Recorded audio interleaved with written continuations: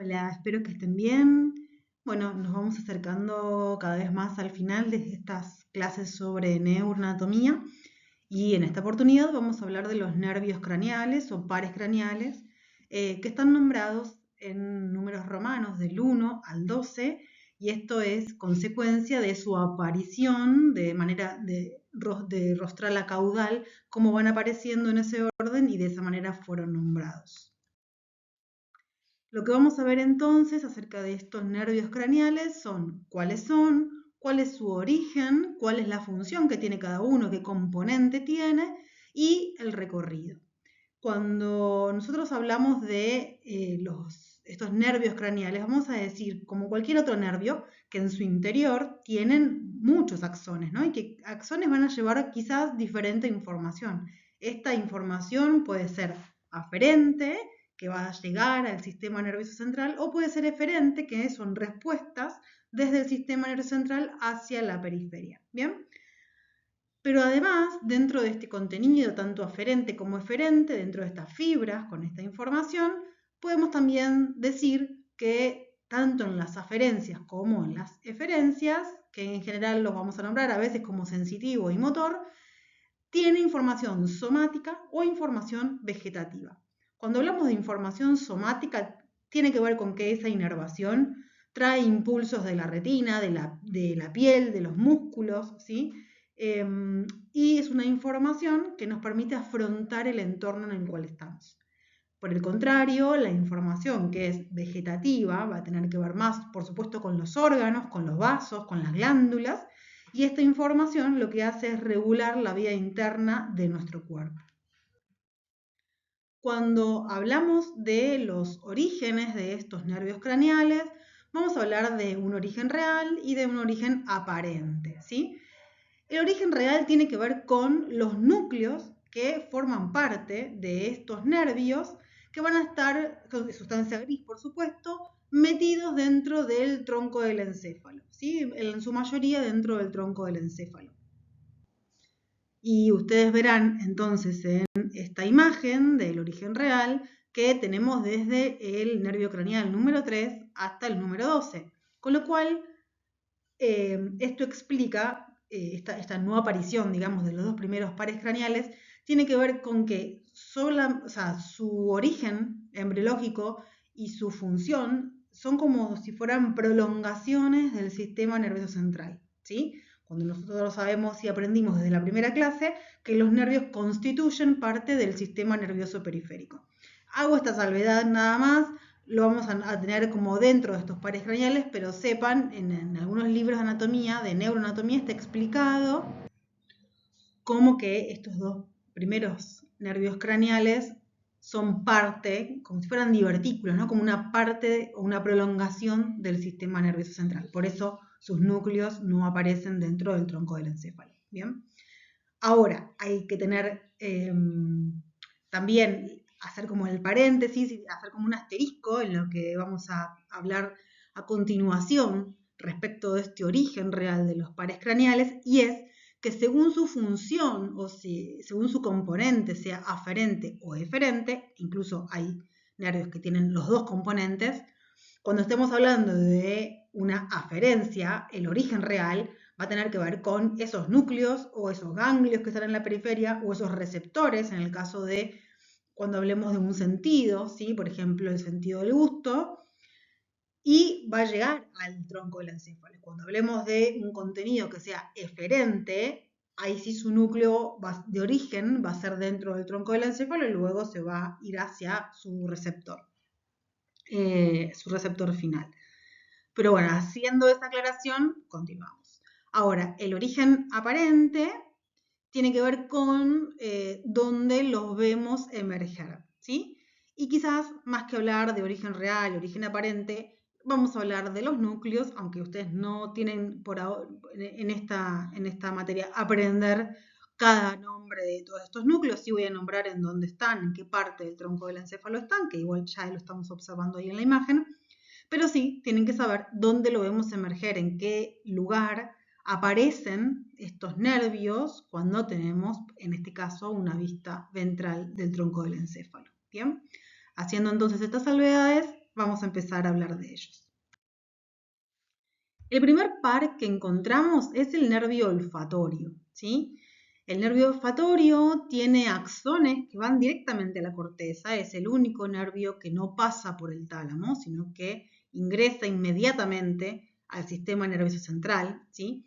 Las primeras neuronas de este nervio están todo el tiempo sometidas a un constante recambio, y otra de las salvedades de este nervio en particular es que ingresa del mismo lado, ¿no? La vía principal es principalmente homolateral, quiere decir que por donde ingrese del filete olfatorio que ingresa va directamente del mismo lado en la corteza, ¿bien? Entonces, el R va a ser siempre como el receptor, donde se encuentra el receptor, ¿no? Estas células capaces de identificar los olores que se encuentran en el techo de las fosas nasales, ¿bien? Estos filetes, estas células, con los filetes van a tener esta característica de recibir, ¿sí? De ser receptores del olfato, ¿bien? Y lo que van a hacer es atravesar la lámina cribosa que pertenece al hueso etmoides, ¿bien? Con lo cual, estos son los receptores a este nivel, todo el epitelio olfatorio del techo de las fosas nasales. La primera neurona, cuando hablemos, y también lo hablemos en la próxima clase, que van a tener que ver las vías, ¿no? Cómo se da como esta constitución de pasaje de información, deben recordar que tenemos una célula, una neurona, ¿sí? Tiene un soma o cuerpo, alrededor del cual tiene múltiples prolongaciones que son las dendritas, que es donde se recibe la información, y una única prolongación que es un axón, que es bastante más largo, que es el que saca esta información y la lleva hacia otro lugar. Con lo cual, axón con dendrita de cada una de las neuronas se van comunicando, ¿bien? Este soma neuronal con la mayoría de esas dendritas se encuentran en la sustancia gris, el axón en la sustancia blanca. Y de esta manera vamos a hablar que la información va pasando como postas, ¿no? Y este ejemplo lo traigo siempre, como supónganse que hay personas viajando en un tren, ¿no? Las personas son la información que ingresan, por ejemplo, en Retiro, que sería como ese receptor, suben al tren, que sería el nervio, hay mucha información dentro de ese nervio, y que va pasando en diferentes estaciones que vendrían a ser estas células donde se van haciendo las sinapsis, hay intercambio de información, otra vez arranca el tren hasta la próxima estación, hasta llegar, en este caso, por ejemplo, la corteza, ¿sí? Que va a ser constitución, por ejemplo, ¿no? Entonces, lo que vamos a hablar es de primera neurona, segunda neurona, tercera neurona, hasta llegar desde el receptor hasta el final, ¿sí? Y vamos a ir como pasando por esas postas que las vamos a llamar como estaciones de neuronas, de cuerpos neuronales, donde se va a producir la sinapsis, este intercambio de información, ¿sí? Con lo cual, entonces, volviendo a este primer par, el nervio olfatorio, ¿sí? Tiene su receptor en el epitelio olfatorio que está en el techo de las fosas nasales. Las primeras células, la primera neurona van a ser las células mitrales que se encuentran en el bulbo olfatorio, una vez que pasan los filetes y atraviesan la lámina cribosa, llega el bulbo olfatorio, que es par, ¿no? Uno de cada lado, ambos lados de la crista Galli. Ahí vamos a encontrar estas primeras células que su axón, ¿sí? Va a viajar, va a formar el tracto olfatorio o el nervio olfatorio y va a llegar directamente a hacer sinapsis con la segunda neurona que se encuentra en la corteza, ¿bien? En la corteza, no en cualquier corteza, sino en la corteza temporal y en la orbitofrontal, que van a estar especializadas para la olfacción. Sin embargo, esta vía tiene una íntima relación con el sistema límbico, ¿sí? De hecho, en los libros van a encontrar que muchas veces está descrito justo en el mismo capítulo que el sistema límbico. Entonces, si lo vemos en esta imagen, una vista ventral, vamos a encontrar que acá tenemos el bulbo olfatorio, ¿sí? El nervio olfatorio, acá tenemos el otro, siempre par por supuesto, y al llegar a esta zona, en la parte más rostral del quiasma óptico, se divide en dos láminas, ¿sí? O dos estrías. Una estría medial, bastante más cortita, que va a pasar fibras hacia el otro hemisferio, y una estría lateral, que va a llevar estas fibras del sistema olfatorio a la circunvolución olfatoria primaria que está en el lóbulo temporal, pero además va a tener conexión con el uncus, con la amígdala y con la circunvolución parahipocampal, que son parte del sistema límbico. ¿Bien? Y las fibras que van a ir pocas a esta área que es orbitofrontal, en la cara más ventral del lóbulo frontal, perdón, ahí va a haber un área que es la discriminación olfativa, ¿sí? O sea, de poder entender como las características de los olores, ¿bien? Tenemos células, muchísimas células especializadas en poder recolectar, ¿no? Como los diferentes olores. Muchas veces, por ejemplo, frente a una gripe, ¿no? Perdemos un poco la sensibilidad del olor, que se llama anosmia, y muchas veces ciertos olores lo que hacen es como podemos detectarlos cuando cambiamos de ámbito y enseguida olemos un olor, y después con el tiempo lo que tienen estas células es que se acostumbran, ¿no? Por ejemplo, imagínense que ponen, no sé, un aceite o una velita con olor y entran a esa habitación y se siente, pero después de un rato en esa habitación ya uno deja de sentir ese olor, ¿no? Es como que se acostumbran muy rápido.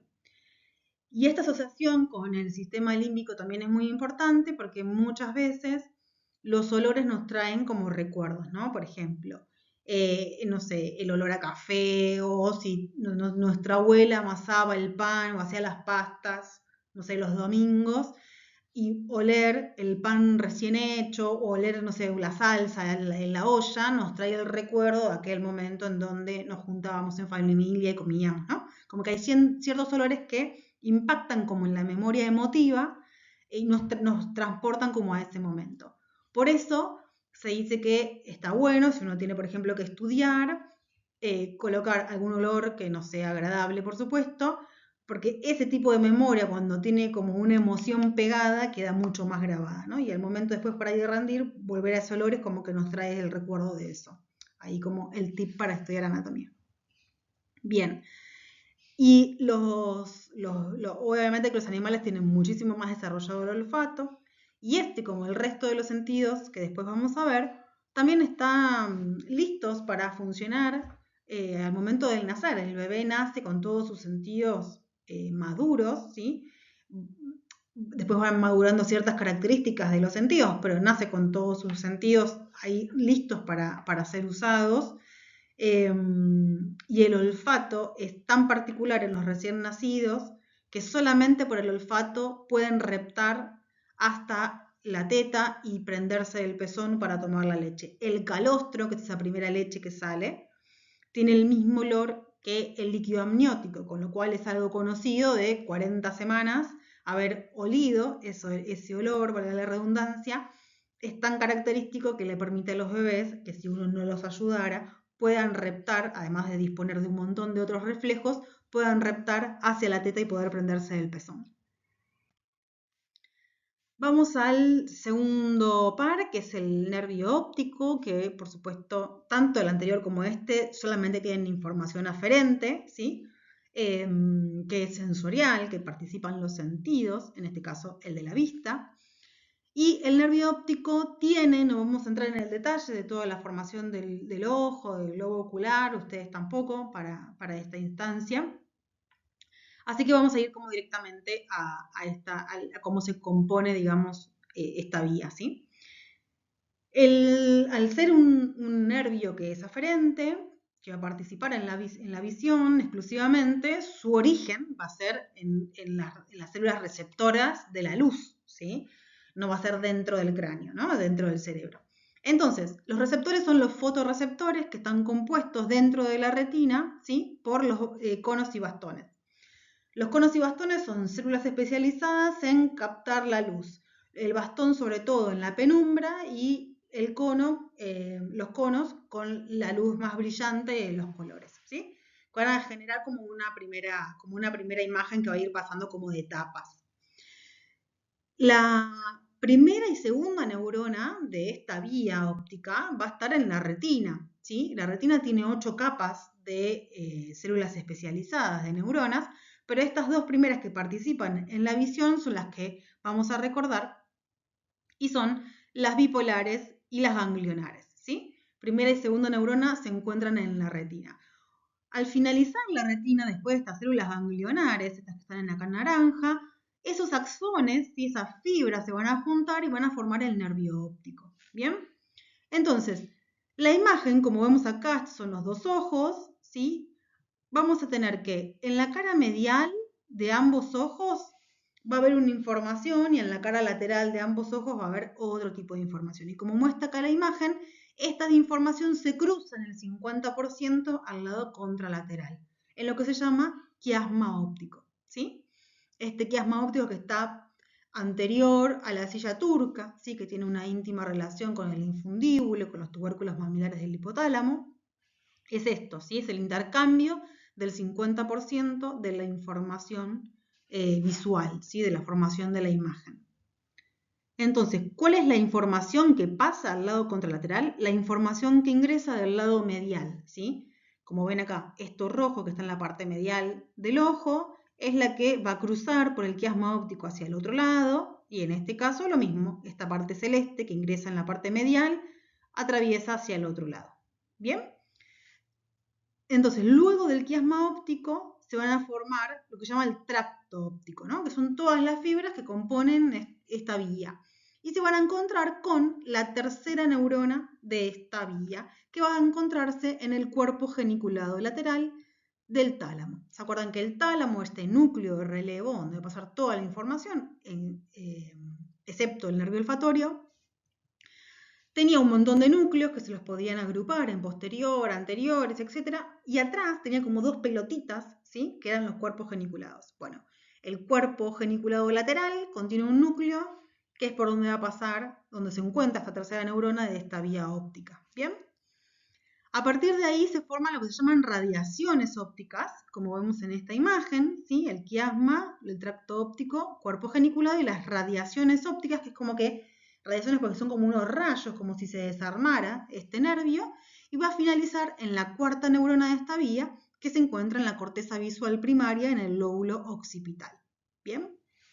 Entonces, quiere decir que las primeras neuronas de todas las vías que vamos a ver son neuronas, en general, son neuronas monopolares que tienen sale una prolongación y esa prolongación se divide en dos, con una parte periférica y una parte central. La parte periférica es la que toma la información del receptor, en este caso fotorreceptores, ¿no? Porque tiene que ver con la luz. Y la prolongación central es la que ingresa justamente al sistema y va a ir a hacer la sinapsis con la primera neurona. Esa neurona va a tener un axón que va a recorrer y va a llegar a la segunda neurona para hacer sinapsis. La segunda neurona va a tener un axón que sale por la sustancia blanca y va a llegar a la tercera neurona, que está en este caso en el tálamo. Y la tercera neurona en el tálamo tiene un axón que va a ir a buscar a la cuarta neurona en la corteza. ¿Se entiende? Bien. El tercer par craneal es el nervio óculo-motor. ¿Bien? El nervio óculo-motor tiene núcleos, ¿sí? Que se encuentran dentro del mesencéfalo y cuyo componente son somático y parasimpático. ¿Bien? ¿Qué quiere decir? Que el componente del óculo-motor es eferente y dentro de esta eferencia tiene información somática, o sea, para la inervación de músculos, y parasimpática, ¿sí? Esto ya lo vimos cuando vimos autónomo, ¿bien? Estos núcleos, o sea, este origen real ahora va a ser ya dentro del mesencéfalo en este caso, ¿no? Porque tiene un componente eferente. Con lo cual, estos núcleos del mesencéfalo van a ser dos, un núcleo somático y un núcleo parasimpático, ¿bien? En la sustancia gris central que se encuentra alrededor del conducto mesencefálico, alrededor de este se encuentra la sustancia gris central a nivel de los colículos superiores o de los tubérculos cuadrigéminos superiores. Bien, luego, ¿sí? Vamos a tener que su origen aparente es en la fosa interpeduncular, o sea, entre los pedúnculos cerebrales del mesencéfalo. Vamos a ver aparecer acá el tercer par craneal, el lóbulo motor, ¿bien? Y luego va a ir hacia la cavidad orbitaria a través de la fisura orbitaria superior por dentro del anillo de Sim, ¿bien?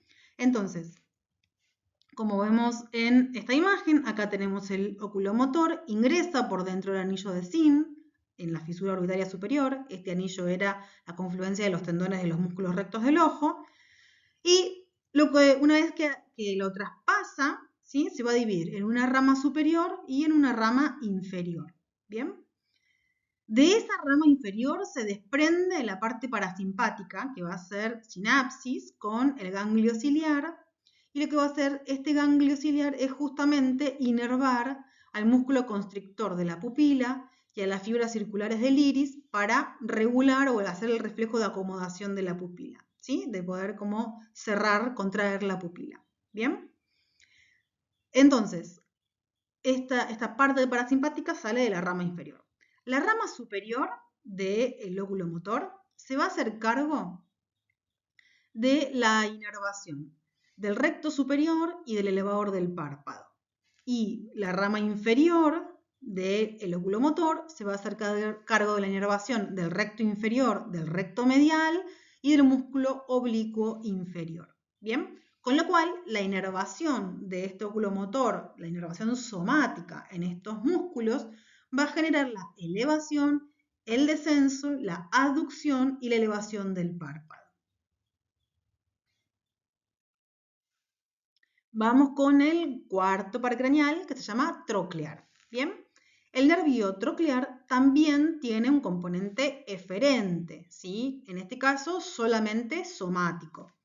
El núcleo de este par craneal se encuentra en el mesencéfalo, pero esta vez a la altura de los colículos inferiores. ¿Bien? El anterior en los colículos superiores, en este en la sustancia gris central, pero a nivel de los colículos inferiores. Y tiene dos características que son diferentes al resto de los nervios craneales. La primera es que sus fibras cruzan al lado contrario dentro del tronco del encéfalo. ¿Bien? Lo vemos acá, sale de un núcleo, rodea la sustancia gris central y sale por el lado contrario, ¿no? Hace como un rulito y sale por el lado contrario. Y la otra característica, que es el único par craneal que además emerge por la cara dorsal del tronco del encéfalo, a diferencia del resto. ¿Bien? Y lo hace rodeando, sale por esta cara dorsal, rodea el pedúnculo cerebral y aparece acá, ¿sí? A ambos lados en este surco entre el mesencéfalo y la protuberancia. ¿Bien? Se continúa hacia rostral para ingresar en la fisura orbitaria superior, por fuera del anillo de Zinc, como vemos acá, ¿sí? Acá está el anillo, este está por fuera del anillo de Zinc, para inervar al músculo oblicuo superior, que lo que va a hacer es que el ojo pueda mirar hacia inferior y medial. ¿Bien? Ahora en otra imagen se los voy a mostrar mejor, pero ustedes miren que bien este músculo oblicuo superior se inserta acá en algo que se llama una tróclea, como un ganchito, por eso este par craneal se llama troclear, ¿sí? De ahí viene su nombre. Hace como que rueda y se viene bien para esta parte, con lo cual si esta parte se contrae, lo que hace el ojo es mirar para abajo y mirar para adentro, para medial. ¿Bien? Me salteo el trigémino, que es el quinto, y me voy al sexto, que es el abducens, para terminar con estos nervios que ingresan en la fosa, en la fisura orbitaria, y que inervan, se encargan de la inervación de los músculos del ojo. El nervio abducens tiene información somática, información eferente y somática, ¿sí? Solamente somática. ¿Dónde lo vamos a ver? El núcleo se encuentra en la protuberancia. Ya dejamos mesencéfalo en los dos anteriores y nos vamos a la protuberancia. Bien, y una vez que sale este núcleo, emerge en la porción caudal, ¿sí?, de la protuberancia en el centro, a la altura como del cuarto ventrículo, ¿sí? Esto es una vista ventral, ¿no? El cuarto ventrículo está posterior, pero es como a la misma altura. Y va a emerger entre, como les decía, en el surco bulbo-pontino, o sea, entre el bulbo y la protuberancia, a nivel de las pirámides vulvares, que son estas de acá, ¿no? En esta parte, bien central, un lado y el otro, ¿bien? Y lo que va a hacer este nervio va a ingresar dentro de la fisura orbitaria superior, por dentro del anillo de Zinc, es este que vemos acá, ingresa por dentro, y lo que va a hacer es la inervación del músculo, recto lateral.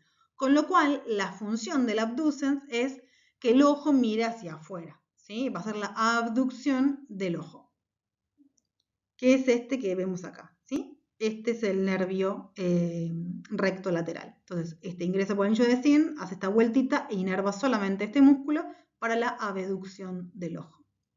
Y ahora sí, vamos a ver el trigémino. Bien, el trigémino es el quinto par craneal. Este es un nervio que tiene tanto información aferente como eferente. Su parte aferente o sensitiva es mucho más amplia que la parte motora, ¿bien? Y es solamente somático. Ahora vamos a ver cómo se distribuye. Su parte aferente, o sea, su parte sensitiva, se encarga de la inervación de la piel de la cara, de la mucosa buconasal, de los dientes, de la dura madre, ¿sí? Que a través de sus ramos meningios. Transporta además la sensación del tacto, presión, dolor y temperatura y propiocepción, tanto de los músculos masticadores como de la articulación temporomandibular, ¿sí? O sea que es un nervio que trae al sistema nervioso central toda la información de tacto, temperatura, dolor, ¿sí? La propiocepción de cómo está colocada como la mandíbula, ¿sí? Durante la masticación o durante el habla, que es toda información que es aferente, que es información sensitiva, ¿sí? Y esto lo trae a través de los receptores que se encuentran en estos lugares de territorio de inervación, a través de sus tres ramas. El trigémino, de ahí su nombre, que viene como de trillizo, de trigémino, si es lo mismo, se divide en la rama oftálmica, en la rama maxilar y en la rama mandibular. Entonces, si vemos acá, cuando estamos hablando de su componente aferente, vamos a estar hablando de que los receptores, o sea, que su origen real va a ser en los receptores de estos lugares que tiene como territorio de inervación. Y acá pintado está como el territorio que abarca cada una de sus ramas, siendo el amarillo todo lo que inerva de manera sensitiva la rama oftálmica, en celeste todo lo que inerva su rama maxilar y en verde todo lo que inerva de manera sensitiva su rama mandibular.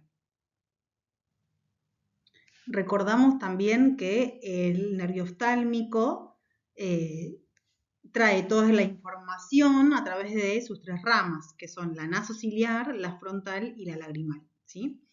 Recuerden que la nasociliar o nasal está por dentro del anillo de Sien, la frontal y el lagrimal están por fuera de este anillo, ¿bien? Estos receptores entonces captan toda esta información que hablamos antes y se van a ir a buscar todo el núcleo sensitivo que está en el interior del tronco del encéfalo y que abarca casi todo, es un núcleo muy grande el sensitivo, ¿sí? Que abarca bastante lugar en el tronco del encéfalo y nosotros lo vamos a encontrar a esta altura, ¿sí? A los laterales de la protuberancia va a ser como el origen, ¿no? Como el aparente, o sea, dónde ingresa a el tronco del encéfalo y lo vamos a encontrar ahí con una raíz mucho más grande sensitiva respecto de la pequeña que está al costadito, que es su única raíz motora, ¿bien? Una vez que ingresa a este núcleo sensitivo del trigémino, va a pasar a la tercera neurona que se encuentra en el tálamo, ¿sí? Y el tálamo va a conectar con la corteza, ¿en dónde? En el área sensitiva primaria que está a nivel de la circunvolución postcentral en el lóbulo parietal. Con lo cual, cuando nosotros veamos vías en la próxima clase, las vías sensitivas y motoras, vamos a hablar de toda la información que corre, pero debajo del territorio del trigémino, ¿sí? Cuando hablemos de la vía del dolor, la vía de la temperatura, nos estamos refiriendo a esa vía como si fuese del cuello para abajo, porque en la cabeza toda esa información corre por el trigémino, ¿sí? Por eso es que su núcleo sensitivo, su núcleo aferente, es grande y recorre casi todo el tronco del encéfalo, ¿bien? Ahora, su componente motor va a tener su núcleo en la protuberancia, ¿bien? Que va a ser su raíz motora, su raíz eferente, va a ser para la inervación, que solamente va a estar en la rama mandibular, la inervación de los músculos de la masticación, del tensor del tímpano, del tensor del velo del paladar, del miloioide y del vientre anterior digástrico, que son músculos del cuello, ¿bien? Entonces, Lo mismo, emerge muy pequeña a los laterales de la protuberancia y se divide a partir del ganglio del trigémino, que está como apoyado en la parte petrosa, ¿no? Como vemos acá, en la parte petrosa del hueso temporal, dentro de la endobase, se divide en sus tres ramas. En el ramo oftálmico, que se divide en tres, dijimos recién, nasociliar, frontal y lagrimal, que ingresan en la fisura orbitaria superior. Luego tenemos el ramo maxilar, que ingresa o que atraviesa el cráneo por el foramen redondo, y luego tenemos el ramo mandibular que atraviesa el cráneo a través del foramen oval. ¿Bien? Vemos acá entonces el territorio de inervación motora que tiene solamente la última rama del trigémino, que es la rama mandibular. Y acá vamos a observar todos estos nervios que vimos recién, excepto el olfatorio, dentro de esta imagen. Entonces, vamos a ver. Lo que está como en transparencia sería el ojo, ¿sí? El globo ocular. Y vemos los músculos, el recto superior, el recto inferior, el recto medial y el recto lateral, que en conjunto se unen sus tendones en la parte más distal para formar el anillo de Sim, ¿sí? Bien. Todo esto que vemos así en negro como una coma, como si uno estuviese como delineando el ojo, es la fisura orbitaria superior. Esta es la inferior y acá está el conducto óptico, con lo cual este nervio es el nervio óptico, ¿sí? Y además tenemos el músculo oblicuo superior que viene, se agarra como en la tróclea y va para allá, y el oblicuo inferior. Entonces tenemos que por dentro del anillo de Sim tenemos las dos ramas del óculo motor. Una, la superior, que inerva el recto superior, y la inferior, que inerva el recto medial y el recto inferior, además de parte del oblicuo, ¿sí? Y del elevador del párpado. Luego tenemos el nervio abducens. El nervio abducens, por dentro del anillo de Sim, lo que hace entonces es ir a inervar el recto lateral para producir justamente la abducción del globo ocular. Y después, por dentro del anillo de Sim, tenemos el nervio nasal, ahí pequeño, que es esa rama del oftálmico. Ahora, por fuera del anillo de Sim, es esta parte que nosotros observamos acá, vamos a encontrar este que es el nervio troclear, ¿sí? Que se va a buscar al oblicuo superior para que al contraerse este músculo el ojo pueda mirar hacia inferior y medial, y las otras dos ramas del nervio oftálmico, nasociliar y la rama frontal. Bien, perdón, lagrimal y la rama frontal. Esta es la nasociliar que pasa por dentro. Continuamos. Seguimos entonces con el séptimo paracraneal, que es el nervio facial. El nervio facial tiene un componente aferente y un componente eferente. Dentro del componente aferente tenemos el sentido del gusto, ¿sí? Y dentro del componente eferente tenemos la inervación motora de los músculos faciales y un componente parasimpático. Bien. Nosotros cuando vamos a observar dónde emerge este nervio facial en el tronco, en esta vista, que es una vista ventral del tronco del encéfalo, lo vamos a ver a los laterales del abducens, ¿sí? En el surco bulbopontino, en la parte más lateral. Pero cuando lo observamos vemos que en bien medial le tenemos el abducens, después tenemos el facial y después tenemos el vestíbulo coclear, pero en el medio del facial y el vestíbulo coclear hay un nervio muy finito, que parece que aparece otro par craneal, pero es el nervio intermedio. El nervio intermedio es parte del nervio facial, ¿sí? Y lo que tiene el nervio intermedio, que es el más lateral, o sea, está entre lo que llamamos facial y el vestíbulo coclear, es la parte de información parasimpática y sensitiva que tiene el nervio facial. O sea que en estas dos raíces, como si fuese el trigémino, en la parte más medial aparece la información motora, somática, y en el intermedio la información parasimpática y sensitiva. ¿Bien? Entonces, vamos a ver primero su componente eferente motor, eferente somático. Vamos a ver que su núcleo, el núcleo del facial, se encuentra en la protuberancia, ¿bien?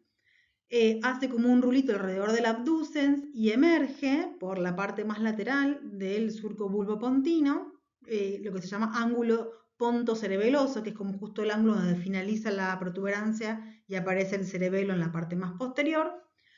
Y lo que hace luego es ingresar dentro del conducto auditivo interno, da algunas ramas en ese conducto, ¿bien? Y emerge en la parte de la exobase por el foramen estilomastoideo, ¿bien? Una vez que sale del estilomastoideo, da una rama hacia posterior, que en este dibujo no está, que es una rama auricular, y luego va a dar ramas según en la zona donde está, tienen el nombre de lo que está inervando. Si atraviesa la glándula parótida, no da inervación a esta glándula, y va a dar un ramo cervical, un ramo mandibular, un ramo bucal, un ramo cigomático y un ramo temporal. Y esa va a ser la inervación de todos los músculos faciales. Estos músculos faciales, estos músculos de la expresión, tal como lo vimos cuando hablamos de los músculos estos, cuando vimos cara, que tienen esta inervación motora para que yo pueda conscientemente gesticular, tiene una parte de conexión con el sistema límbico que va a permitir expresar las emociones a través de la expresión facial. Aunque este músculo no tenga esta información del sistema límbico, hay una conexión desde el lugar en donde va atravesando este nervio, esta parte eferente de este nervio, una conexión con el sistema límbico que permite que uno pueda expresar las emociones a través de los gestos, ¿sí? Y eso se hace de una manera involuntaria, ¿no? Como que uno no puede caretear ciertas emociones y se notan en la cara. Esta conexión que tiene con el sistema límbico se va a dar por fibras que interconectan este nervio facial con el núcleo accumbens y el giro singular que pertenecen, ¿no? Que son estructuras que pertenecen al sistema límbico. Y además de inervar todos los músculos faciales, inerva al estiloideo, que es un músculo del cuello, ¿sí? Y al vientre posterior del digástrico, que también es un músculo del cuello que vamos a ver más adelante. Su componente aferente, ¿sí? Su componente sensitivo que trae la información del gusto, va a estar formado esta vía del gusto por tres nervios diferentes, por el facial, por el glosofaringio y por el neumogástrico. Ahora los voy a integrar a los tres en esta vía para no repetirla cuando vayamos avanzando, pero sepan que está formado por estos tres pares craneales. Entonces, vamos a ver que los receptores del gusto van a estar en toda la lengua, ¿sí? En parte del paladar, pero exclusivamente para este nervio, para el facial, los receptores gustativos, estas papilas gustativas, van a estar en los 2/3 anteriores de la lengua, ¿bien? Este territorio de los 2/3 anteriores de la lengua es territorio del facial, ¿bien? ¿Qué va a pasar? La primera neurona de esta vía se encuentra, como ven acá, en el ganglio geniculado. El ganglio geniculado es un ganglio que se encuentra por fuera del sistema, como con todos los ganglios, fuera del sistema central, y que está compuesto por una neurona que es monopolar. Quiere decir que tiene una sola prolongación y esa se divide en dos, como dijimos antes, en una prolongación periférica y en una prolongación central. ¿Bien? La prolongación periférica es la que va a agarrar esa información de los receptores gustativos, de las papilas gustativas, que es el nervio que representa el nervio de la cuerda del tímpano, ¿sí? Que es una de las ramas del nervio facial. Y continúa el nervio facial con la prolongación central que ingresa al sistema nervioso central, por supuesto, en el tronco del encéfalo.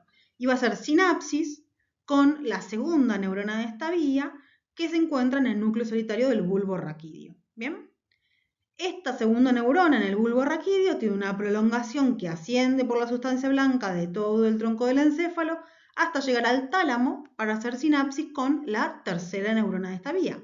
Y esta neurona del tálamo tiene un axón que sale por la cápsula interna y rodea toda la corona radiada para llegar a hacer sinapsis con la cuarta neurona que se encuentra en la corteza que pertenece al gusto.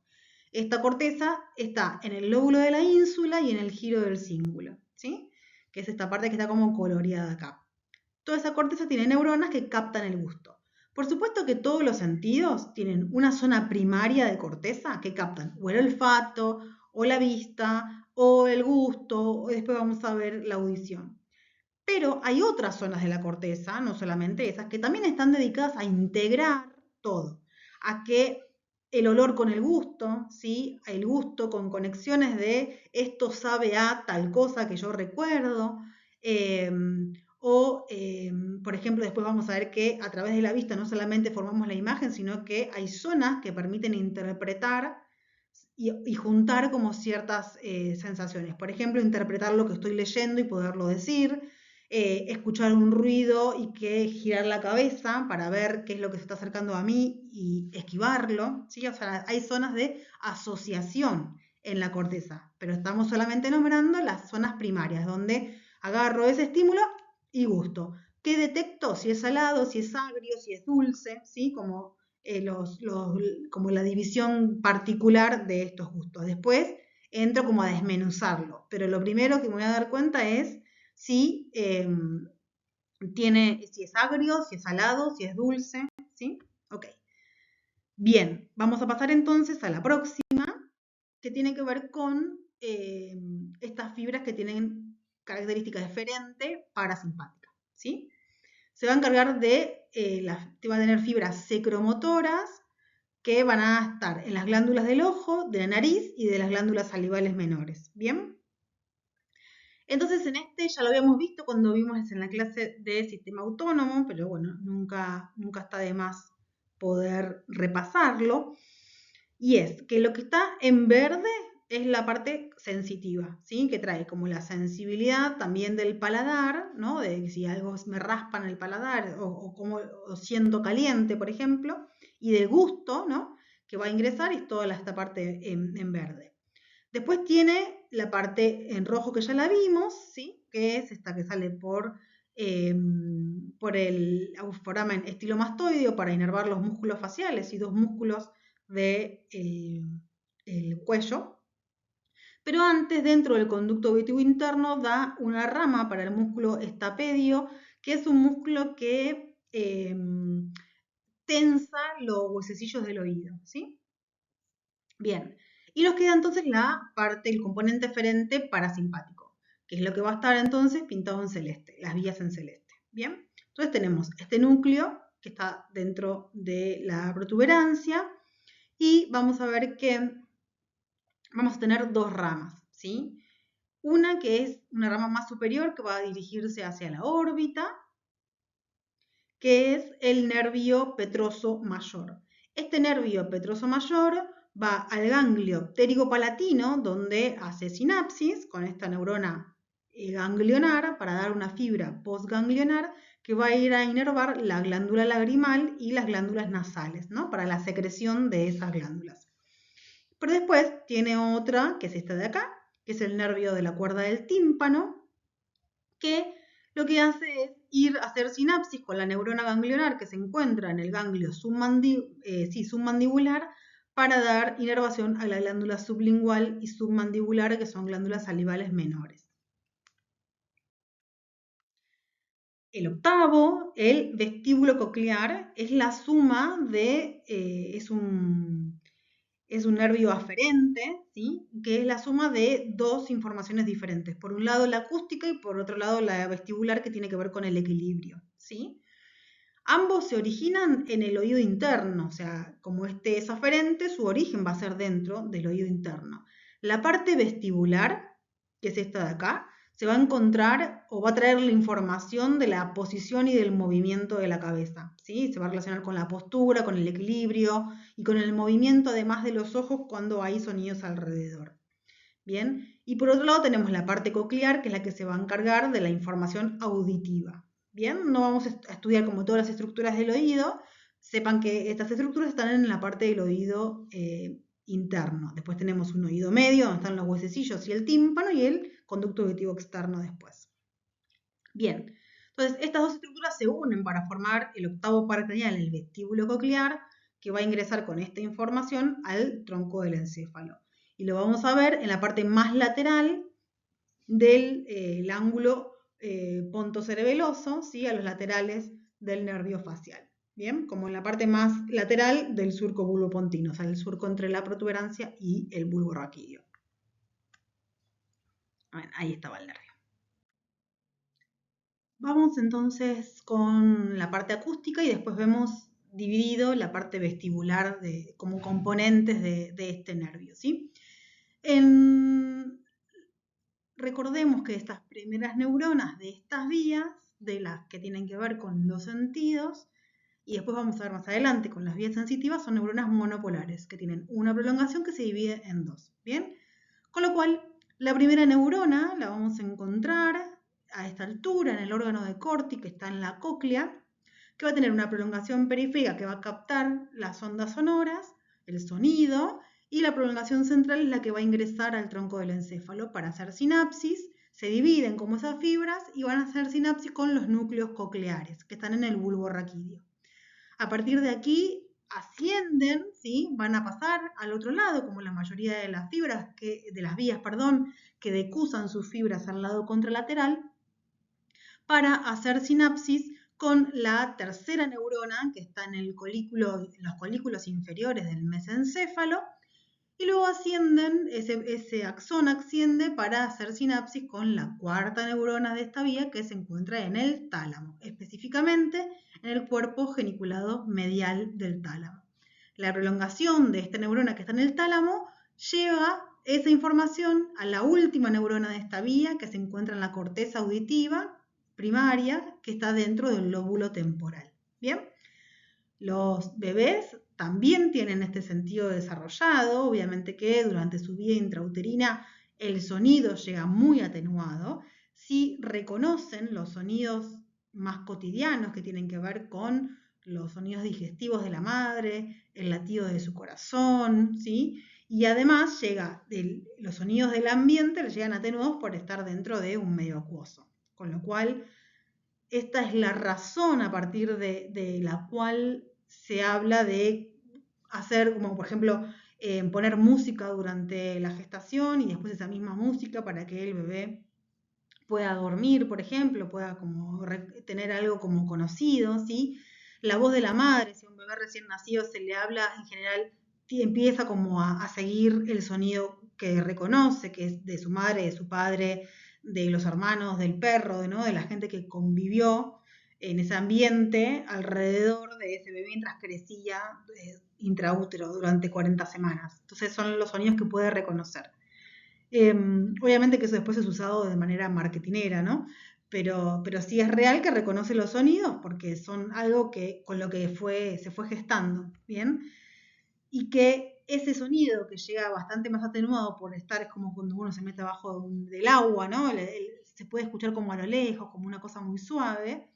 Por eso es también fundamental que la bienvenida de ese bebé en el momento de su nacimiento no sea a los gritos, ¿no? No haya sonidos de instrumental haciendo ruido, de maquinarias altas, de la gente hablando alto, porque es un bebé que acaba de nacer y es lo primero que escucha, ¿no? Y tendríamos que hacer que esa escucha sea lo más amable posible, por lo menos ese primer tiempito, esas primeras horas, para que su oído se vaya acostumbrando a ruidos más altos, ¿bien? Vamos entonces ahora con la otra parte de este nervio, que es la parte vestibular, que refiere más al equilibrio y la posición. En esta parte de este otro componente, digamos, del vestíbulo coclear, vamos a encontrar que la primera neurona se encuentra en el ganglio vestibular, que está en los conductos semicirculares. Esa prolongación periférica capta el movimiento del líquido que se encuentra al interior de estos conductos semicirculares y con la prolongación central ingresa al sistema nervioso central, obviamente, al tronco del encéfalo para hacer sinapsis con la segunda neurona que se encuentra en los núcleos vestibulares dentro del bulbo raquídeo.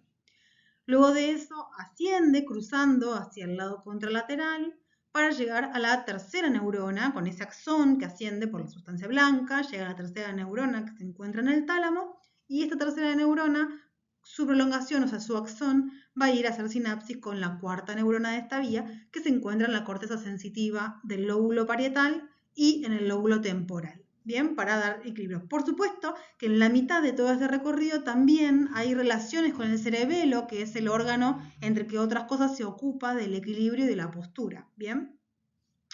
Y también eso sucede que para pensar que los bebés intraútero durante todo su desarrollo están en un medio acuoso, como les decía recién, y no hay gravedad, ¿sí? Los bebés se pueden mover libremente y no hay gravedad. Durante 40 semanas aproximadamente están en un medio sin gravedad. Entonces, al momento de nacer, cuando están asomando la cabeza, después ya lo van a ver con el correr de la carrera, pero no, asoman la cabeza y van girando a través de un mecanismo de parto que después vamos a ver, van girando lentamente su cabeza. Y en ese giro que hace solo, el líquido que está dentro de los conductos semicirculares se acomoda porque está tomando contacto con la gravedad, con lo cual, al tomar contacto con gravedad, ya no se puede mover libremente, pero además tiene la sensación del vértigo, ¿sí? Entonces, que lo reciban unas manos que lo hagan girar, que le giren la cabeza para poder salir más rápido, cosa que no se debería hacer, lo que estamos haciendo en general es darle como una sensación de vértigo al bebé, recibirlo con esa sensación. Imagínense ustedes, si alguien tiene vértigo o si están adentro, no sé, una montaña rusa, la sensación que causa es desagradable, ¿sí? Entonces, también tener en cuenta, esto como siempre digo, que en la anatomía se aplica a todo, es entender que ese bebé está tomando contacto con algo que hasta ahora no, ¿sí? Que nunca experimentó la sensación del equilibrio ni del vértigo, con lo cual su trato tiene que ser amoroso, ¿sí? Es por eso que los bebés a veces se sobresaltan, porque tienen que acostumbrarse a que ese líquido se pueda acomodar para no tener esta sensación. Sobre todo cuando están haciendo, que es su primer contacto con un medio aéreo y con la gravedad, ¿sí? Para tener también cuidado. Espero que no se olviden de todo esto. Vamos a pasar de nervio, nos estamos acercando a poquito al final. Vamos con el glosofaringio, que es el noveno par craneal. Este tiene componente aferente y eferente, ¿sí? Tiene un componente aferente que va a traer la sensibilidad de la orofaringe, que es la parte de la garganta, lo que llamamos garganta, después vamos a verlo mejor, y del dorso de la lengua, que va a, cuando hay algo que está impactando en el dorso de la lengua y en la entrada de la faringe, genera lo que se llama el reflejo nauseoso. De hecho, si usted, para provocarse un vómito, cuando uno se coloca los dedos, lo hace como atrás de la boca, bien como tocándose el nacimiento de la lengua, y este es esa sensación en ese lugar hace que el glosofaringio despierte este reflejo nauseoso, ¿sí? Y además va a tener el otro componente, este es un componente aferente somático, va a tener el otro componente aferente que tiene que ver con lo sensorial, que va a traer el gusto del tercio posterior de la lengua, haciendo sinapsis con el ganglio petroso, y luego ingresando al tronco del encéfalo y todo lo que vimos antes del gusto, ¿sí? Para que puedan volver atrás y tomar esa imagen otra vez de cómo era esa vía gustativa. ¿Bien? Pero además tiene un componente eferente que es vegetativo, que tiene que ver con la información parasimpática y muy poquito motor. Es una fibra muy pequeñita, motor solo para el músculo estilofaringio, ¿sí? Solo inerva de manera motora ese músculo. ¿Bien? Entonces, ¿cómo se va a distribuir este nervio? Primero va a tener receptores del gusto en el tercio posterior de la lengua, ¿sí? Vamos acá. Y va a traer información sensitiva de lo que dijimos antes, que era el dorso de la lengua y de la orofaringe. Eso va a ingresar al cráneo por el foramen yugular o rasgado posterior. Vamos a ver su origen o su ingreso, digamos, a el tronco del encéfalo a este nivel, que es a nivel del bulbo, en el surco retroolivar, o sea, detrás de la oliva del bulbo raquídeo, es el primero que aparece, después viene el neumogástrico y luego parte del accesorio.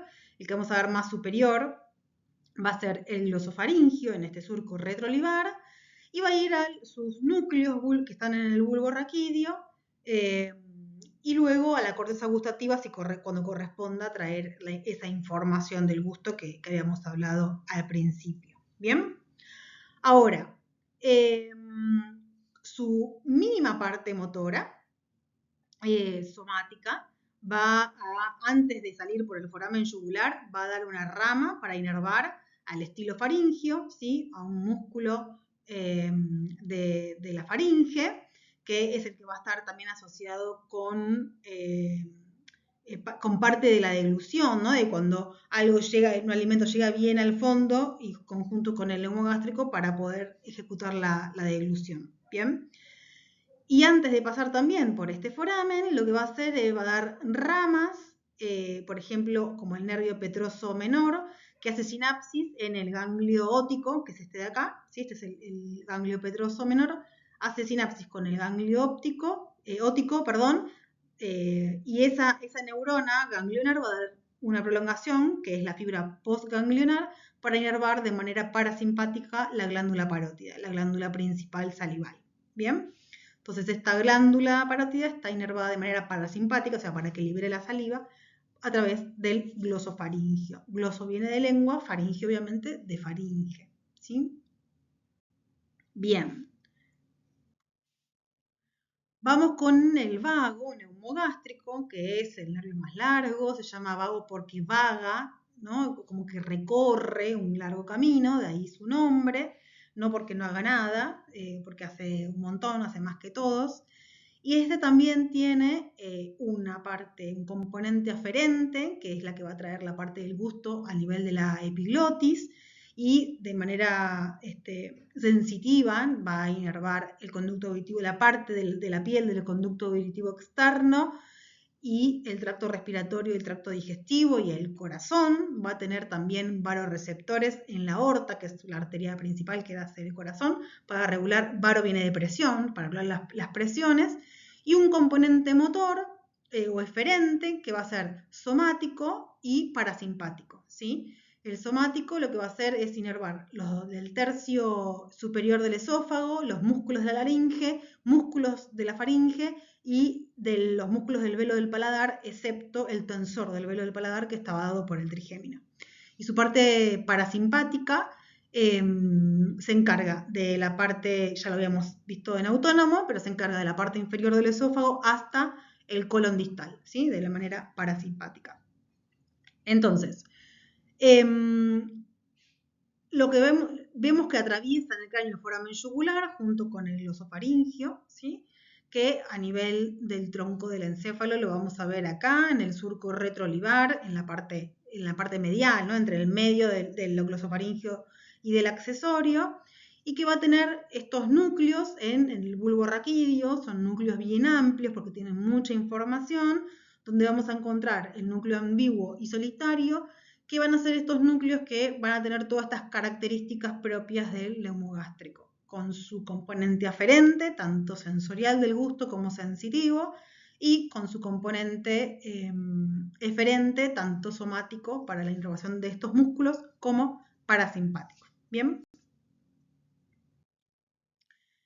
Luego tenemos el accesorio, ¿sí? Que es el 11º par, que tiene dos raíces diferentes. Este solamente tiene un componente eferente motor para la inervación de dos músculos, del esternocleidomastoideo y del trapecio, que va a estar dado a través de su raíz espinal, ¿no? Entonces va a tener una raíz espinal que está como en los primeros segmentos de la médula espinal que asciende. Estas raíces ingresan al cráneo por el foramen magno y se unen con la raíz craneal que va a estar a los lados del surco, en la parte más caudal del surco retroolivar, se van a unir y van a ingresar al foramen yugular para dar esta inervación, tanto al esternocleidomastoide como al trapecio, al músculo trapecio, que están acá, ¿sí? Y finalmente vamos con el nervio hipuloso, que es el 12º par. También este es un nervio solamente eferente, somático, ¿sí? Vamos a tener que su núcleo se encuentra cerca de la línea media en el suelo del cuarto ventrículo, a nivel del bulbo raquídeo, y se extiende casi a lo largo de todo el bulbo raquídeo. ¿Bien? Este nervio va a emerger en el surco preolivar, ¿sí? Entre las pirámides y la oliva, lo vamos a ver acá, ¿sí? Estas son las pirámides vulvares y acá tenemos la oliva, o sea, en el surco preolivar vamos a ver todas unas como radiculares, como muchos filetes nerviosos que conforman a este nervio hipogloso. Lo vemos aparecer ahí y sale por el foramen hipogloso cerca de los cóndilos del occipital para inervar entonces de manera motora a los músculos de la lengua, ¿sí? Y también parte de algunos de los músculos del cuello, ¿sí? Bien, acá entonces está bueno también para ver la cercanía de la salida de todos estos nervios, ¿sí? Vamos a ver acá entonces, este sería el foramen yugular, donde encontramos la raíz espinal del nervio accesorio, que va a dar inervación a este músculo que es el esternocleidomastoideo y a este que es el trapecio. Después vemos este en rosa, que es el neumogástrico o vago, ¿sí? Y acá estamos observando en azul que vemos al glosofaringio, ¿bien? Como estos nervios que junto con la vena yugular salen de este lugar. Pero además vemos que un poquito más profundo, ¿sí? Y más cerca como de atrás de la oreja, atrás de entre la mastoides y la estiloides, sale el nervio facial que va a atravesar, acá no lo estamos viendo, ¿no? Pero va a atravesar y va a dar todas las ramas para los músculos faciales. Y además vemos que del conducto del hipogloso sale el nervio hipogloso, que lo vemos acá, hace como una maquita en el cuello y va a inervar a músculos de la lengua. Con lo cual, la salida de todos estos nervios está muy cerca y está en esta zona, que también para tener en cuenta el momento del nacimiento, para que ustedes siempre se recuerden de anatomía, cuando hay un parto instrumental o cuando el parto es muy intervenido o hay intervenciones muy bruscas para sacar la cabeza, literal, como para sacar la cabeza, cosa que no se debería, a menos que sea puntualmente necesario, muchas veces los dedos acá colocados hacen una inflamación o alguna lesión de alguno de estos nervios con la importancia de función que tienen cada uno. A veces sucede que en esas primeras horas, primeros días, los bebés lloran mucho o que les cuesta abrir la boca para poder acoplarse y empezar a mamar. Y a veces no tiene que ver con algo que no se puede ver en simple vista o que no tiene que ver con que le cuesta porque peso menos o porque es un bebé que es muy llorón, ¿no? O que le duele la panza, cosa que no se sabe. A veces tiene que ver con una inflamación de ese nervio, que le duele abrir la boca para poder tomar la teta, ¿no? Porque un dedo se metió acá y molestó alguno de estos nervios. Con lo cual, cuidado en cómo uno sostiene al bebé o hace ciertas maniobras al bebé, porque el esternocleidomastoideo que viene como a tapar, es bastante superficial, viene a tapar, todavía no está tan desarrollado, porque el bebé no sostiene su cabeza al nacer. Entonces, cuando ese músculo empieza a crecer, ya es cuando es un bebé de varios meses que puede sostener su cabeza, pero al momento del nacimiento no, con lo cual no es un músculo robusto que tenga tanta protección sobre estos nervios que aparecen en esta zona. Con lo cual, cuidado con nuestros dedos y con la maniobra que hace uno para sostener la cabeza del bebé o para acompañar su salida. ¿Bien? Y entonces vamos, apareció.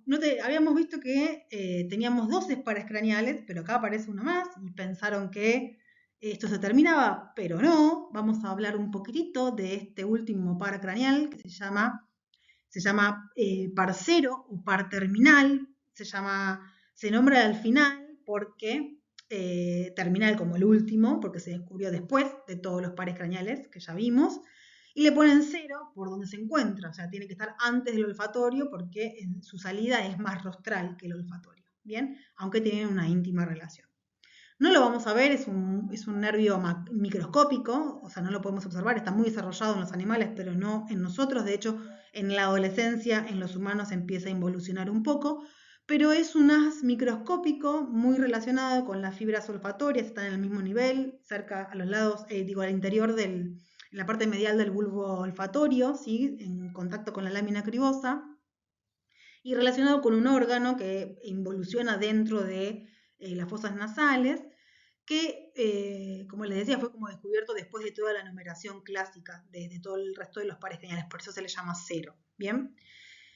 Viaja por la lámina, es como esta parte que está pintada en azul, viaja hasta la lámina terminal, donde se va a asociar con la detección de las feromonas y de algunas funciones que son neuroendocrinas.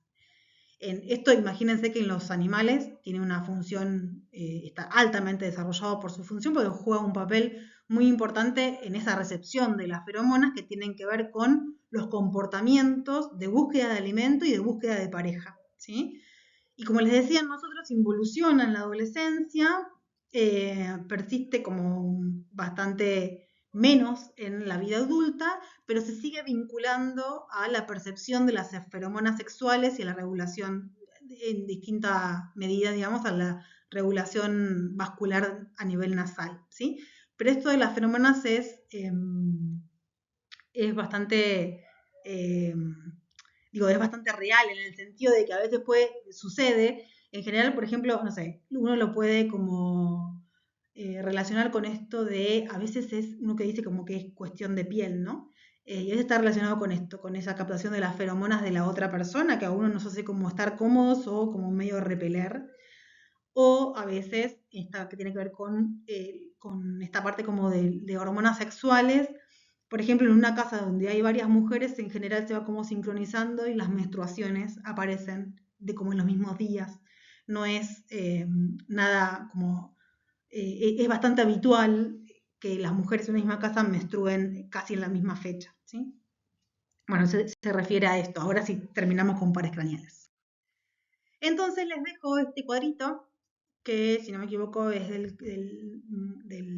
Grossman, del libro, donde tienen todos los nervios craneales, ¿sí? Cuáles son sus componentes, aferente o eferente, y de qué estructuras son las que van a inervar, cuáles son sus funciones al inervar esas estructuras, y esto lo que pueden hacer es completarlo, y yo se los dejo tarea para ustedes, porque eso ya es demasiado, es agregar una columna donde aparezca como el origen aparente, entre comillas, que es donde lo voy a ubicar en la cara ventral del tronco del encéfalo, y por donde emerge o qué foramen atraviesa en el cráneo, con lo cual ahí ya tienen completo todos los pares craneales. Y para terminar entonces, es un poco lo que les decía antes, como esto de tomar conciencia de que todos los sentidos están maduros al nacer.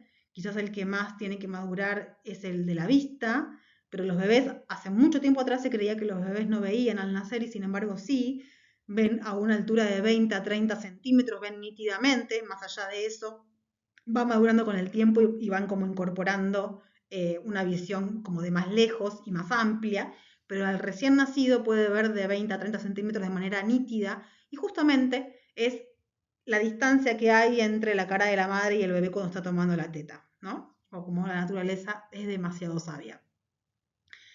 Con lo cual lo que quiero decir es que esto de tener en cuenta que todos los sentidos están ahí funcionando en el momento del nacer es el cuidado que tenemos que tener sobre ese bebé, ¿sí? Uno cree que como no se puede expresar más allá del llanto, al bebé se lo puede manipular, y sin embargo, siempre tengan en cuenta que todo lo que va a experimentar ese bebé al nacer es por primera vez. Nosotros ya nos olvidamos cómo era oler algo por primera vez, cómo era sentir un sonido por primera vez, ver algo diferente por primera vez, pero ese bebé lo está experimentando por primera vez. Hasta el momento del nacer vivía como en penumbras, ¿no? Entonces, qué diferente es recibir a ese bebé en un lugar en penumbras y que la luz se le vaya como acostumbrando al ojo paulatinamente, que recibirlo con una lámpara, con una luz brillante en los ojos, ¿no? Como si uno está en su cuarto, está durmiendo, está todo apagado y de repente alguien le prende la luz y lo ilumina, qué incómodo es para nuestra visión. Imagínense para alguien que durante 40 semanas no vio una luz brillante, ¿no? Para tener en cuenta esto, ¿no? De cómo recibimos a esos bebés, cuidando sus sentidos que están maduros al momento de nacer, ¿no? Que todos se empiezan a desarrollar durante la vida intrauterina y que están presentes y funcionales al momento de llegar a este lado, y que después van a seguir, obviamente, madurando durante los primeros años de vida, ¿sí? Entonces, como crucial poder comprender que todo el entorno prenatal, o sea, durante su gestación y luego de su nacimiento, o sea, el entorno postnatal, juegan un papel que es fundamental, tanto en el desarrollo sensorial de ese bebé como en su desarrollo cognitivo, ¿sí?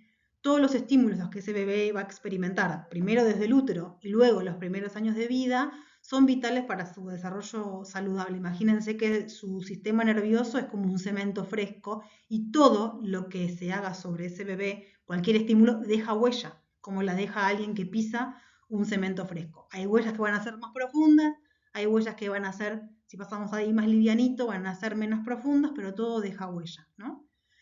Entonces, también entender que durante su vida intrauterina hay un montón de estímulos sensoriales que le están llegando, los sonidos atenuados, una penumbra, sobre todo hacia el final que los tejidos están muy finitos, ¿sí? Muy distendidos y pasa un poquito de luz, y que todo esto al nacer, ¿no? Y al tomar contacto con sus pares y con el nuevo ambiente en el que se encuentra, los preparan para empezar a percibir el mundo al que llegan, ¿no? Entonces, qué importante que esa primera percepción del mundo no sea algo hostil, sino que sea una bienvenida amorosa y más allá de cómo uno nace, sino cómo uno lo trata, ¿no? Y esto como es importante que siempre lo tengan presente, que cada experiencia temprana va a dejar esta huella que va a durar durante toda la vida, de ese bebé, después más grande, niño, adolescente, adulto, por lo que es muy importante ser conscientes de la bienvenida de nuevas personas y ser muy cuidadosos del ambiente en el que nacen, en el que crecen y en el que se desarrollan. Bueno, acá las referencias, como siempre, para que puedan consultar en la bibliografía. Y nos vemos en la próxima clase de las vías sensoriales y motoras. Nos vemos.